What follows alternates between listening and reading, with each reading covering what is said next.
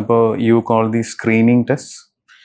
So screening എന്ന് പറയുന്നത് basically asymptomatic individuals, അതായത് ക്യാൻസർ ലക്ഷണങ്ങളൊന്നുമില്ല. ഇപ്പം ഞാനും വിവേകം ഇവിടെ ഇരിക്കുന്നു, നമുക്ക് ക്യാൻസർ ഉണ്ടോ എന്നറിയാൻ നമ്മൾ പോയി ടെസ്റ്റ് ചെയ്യുന്നതിനെയാണ് സ്ക്രീനിങ് എന്ന് പറയുന്നത്. ഹൈ റിസ്ക് ഇൻഡിവിജ്വൽസ്, ഈ മ്യൂട്ടേഷൻസ് ക്യാരി ചെയ്യുന്ന ഒരു വ്യക്തിക്ക് സാധാരണ ഒരു വ്യക്തിയെക്കാട്ടിലും ക്യാൻസർ വരാനുള്ള ചാൻസസ് കൂടുതലാണ്. അപ്പോൾ അവർക്ക് സ്ക്രീനിങ് സ്ട്രാറ്റജീസ് സെറ്റ് ചെയ്തിട്ടുണ്ട്, ഇങ്ങനെ ചെയ്യണം.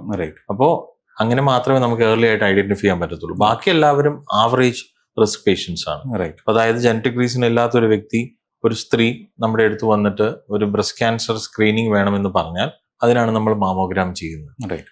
സാധാരണ ഏത് വ്യക്തിയും, ഒരു രോഗലക്ഷണങ്ങളൊന്നും ഇല്ലാത്ത ഏതൊരു വ്യക്തിക്കും 45 വയസ്സ് മുതൽ കൊളോണോസ്കോപ്പി ചെയ്ത് കോളൻ ക്യാൻസർ സ്ക്രീനിങ്ങും അവൈലബിൾ ആണ്. സോ ഇതൊക്കെ നമുക്ക് ലക്ഷണങ്ങൾ ഉണ്ടാകുന്നതിന് മുമ്പ്. ഇപ്പൊ എനിക്ക് ഒരു ലേഡിക്ക് ബ്രസ്റ്റിൽ ഒരു ലംബ് കണ്ടു, ആ വ്യക്തി പോയി മാമോഗ്രാം ചെയ്യുന്നതിനെ ഡയഗ്നോസ്റ്റിക് ടെസ്റ്റ് എന്നാണ് പറയുന്നത്. എന്നാൽ ബ്രസ്റ്റിൽ ലംബൊന്നുമില്ല, പക്ഷെ എനിക്ക് ബ്രസ്റ്റ് ക്യാൻസർ ഉണ്ടോ എന്ന് അറിയണം, അതിന് പോയി മാമോഗ്രാം ചെയ്യുന്നതിന് സ്ക്രീനിങ് മാമോഗ്രാം എന്ന് പറയുന്നത്. ഇത് നമ്മൾ കൃത്യമായിട്ട് ഡിഫൈൻ ചെയ്യേണ്ടതും തിരിച്ചറിയേണ്ടതും ആവശ്യമാണ്.